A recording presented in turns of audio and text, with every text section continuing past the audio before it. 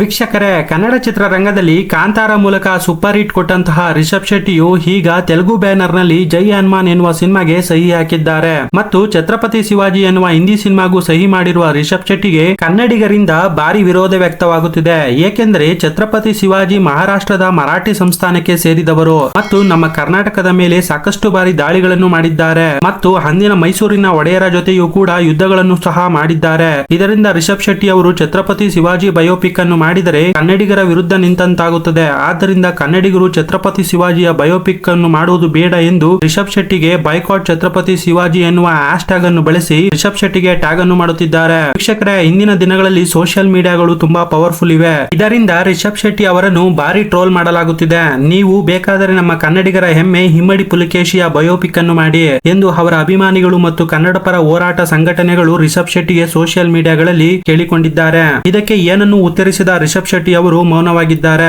ವೀಕ್ಷಕರೇ, ಬಾಲಿವುಡ್ ನಲ್ಲಿ ಮೂಡಿ ಬರುತ್ತಿರುವ ಸಿನಿಮಾ ಛತ್ರಪತಿ ಶಿವಾಜಿ. ಇದನ್ನ ಸಂದೀಪ್ ಸಿಂಗ್ ಎನ್ನುವರು ನಿರ್ಮಾಪಕರಾಗಿ ಮತ್ತು ನಿರ್ದೇಶಕರಾಗಿ ನಿರ್ಮಾಣ ಮಾಡುತ್ತಿದ್ದಾರೆ. ವೀಕ್ಷಕರೇ, ಸಂದೀಪ್ ಸಿಂಗ್ ನಿರ್ದೇಶಿಸಿರುವ ಹಲವಾರು ಸಿನಿಮಾಗಳು ವಿವಾದಕ್ಕೆ ಕಾರಣವಾಗಿವೆ. ಇದರಿಂದ ಮುಂದಿನ ದಿನಗಳಲ್ಲಿ ರಿಷಬ್ ಶೆಟ್ಟಿ ಅವರು ವಿವಾದಕ್ಕೆ ಕಾರಣವಾಗುತ್ತಾರಾ ಮತ್ತು ಕಾಂತಾರದಲ್ಲಿ ಬಂದಂತಹ ಫೇಮ್ ಅನ್ನು ಕಳೆದುಕೊಳ್ಳುತ್ತಾರಾ ಅಥವಾ ಇನ್ನು ಹೆಚ್ಚಿನ ಮಟ್ಟಕ್ಕೆ ಶಿವಾಜಿ ಚಿತ್ರದ ಮೂಲಕ ಬೆಳೆಯುತ್ತಾರೆ ಎಂಬುದನ್ನ ಮುಂದಿನ ದಿನಗಳಲ್ಲಿ ನೋಡಬೇಕಾಗುತ್ತದೆ. ವೀಕ್ಷಕರೇ, ರಿಷಬ್ ಶೆಟ್ಟಿಯು ಛತ್ರಪತಿ ಶಿವಾಜಿ ಸಿನಿಮಾ ಮಾಡಬೇಕಾ ಅಥವಾ ಮಾಡಬಾರ್ದಾ, ಇದರ ಬಗ್ಗೆ ನಿಮ್ಗೆ ಏನು ಅನ್ಸುತ್ತೆ ಅಂತ ಕಮೆಂಟ್ ಬಾಕ್ಸ್ ನಲ್ಲಿ ಕಮೆಂಟ್ ಮಾಡಿ. ಹಾಗೆ ಈ ವಿಡಿಯೋ ಇಷ್ಟವಾಗಿದ್ದರೆ ನಮ್ಮ ಚಾನೆಲ್ ನ ತಪ್ಪದೆ ಸಬ್ಸ್ಕ್ರೈಬ್ ಮಾಡ್ಕೊಳ್ಳಿ. ಹಾಗೆ ಲೈಕ್ ಮಾಡಿ, ನಿಮ್ಮ ಫ್ರೆಂಡ್ಗೆ ಶೇರ್ ಮಾಡಿ.